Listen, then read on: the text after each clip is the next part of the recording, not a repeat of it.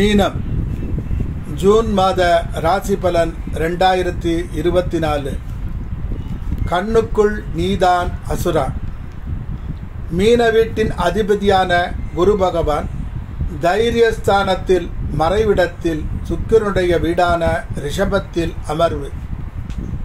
சுகஸ்தானாதிபதியும் களத்திரஸ்தானாதிபதியுமாகிய புதன் தைரியஸ்தானமான 3ஆம் இடத்தில் மறைவு பெற்று அமர்வு. தைரியஸ்தானத்தின் அதிபதியாகிய சுக்கிரனும் அட்டமாதிபதியாகிய சுக்கிரனும்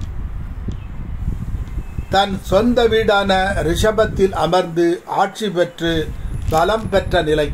2ஆம் வீட்டின் அதிபதி அதாவது தனஸ்தானத்தின் அதிபதி சொந்த வீட்டில் ஆட்சி பலம். 3ஆம் இடத்திலே சூரியன், புதன், குரு, சுக்கிரன் அமர்ந்து கிரக யுத்தம் பெற்ற நிலை. இவர்களுடன் சத்துருஸ்தானத்தின் அதிபதியான சூரியன் தைரியஸ்தானத்தில் அமர்வு.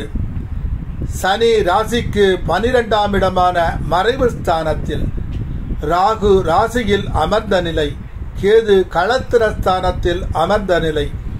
10/6/2024 புதன் சுகஸ்தானத்தில் தன் சொந்த வீட்டில் ஆட்சி பெற்ற நிலை.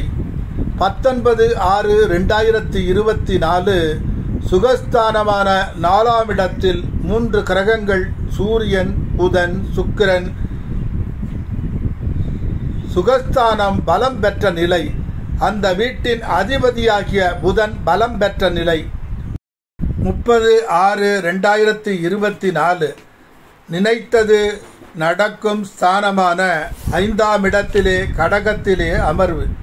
சனி 12ஆம் இடத்திலே வக்கிரம் பெற்ற நிலை. வெளிநாட்டு ஸ்தானமான மீனம் ராகு பகவானின் கட்டுப்பாட்டில்.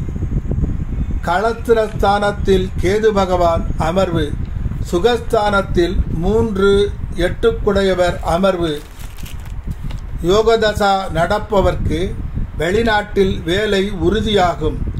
மனைவியை பிரிவது சில காலம் பின் சேரும் நிலை உருவாகும். இதை உறுதி செய்கிறார் சனி 12இல் இருந்து. சனி சொந்த வீடான மேஷத்தில் ஆட்சி பெற்று 8ஆம் இடமான துலாத்தை பார்த்த நிலை. யோகதசா நடக்காதவர்க்கு கணவன் மனைவி பிரிவு ஏற்பட்டு வருத்தம் மேலோங்கும். யோகதசா நடப்பவர்களுக்கு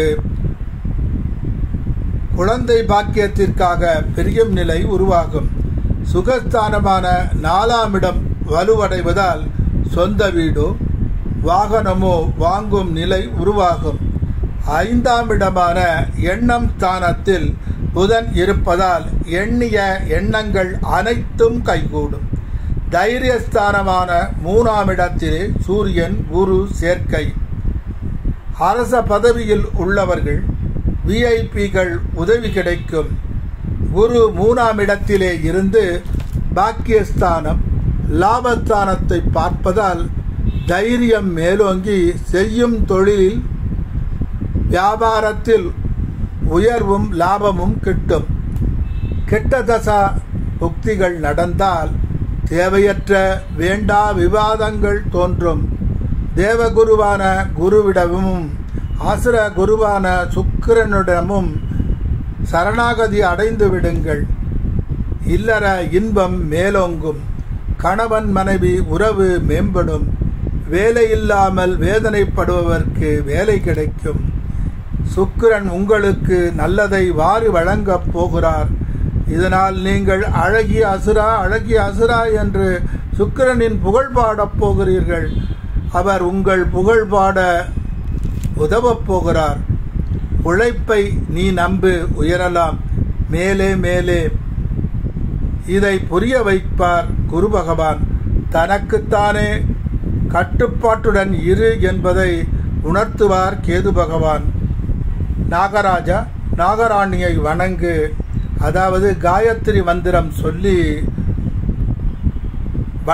வணங்க தடையும் வராது. புதிய பாதை தெரிய தோன்றும். மெய் சிலிர்க்கும் சிந்தனைகள் மேலோங்கும். அதிர்ஷ்டம் உன்னை தழுவிக்கொள்ளும் நேரம் இது. சுறுசுறுப்பை கூட்டு, உயர்வை காட்டுவார்கள்.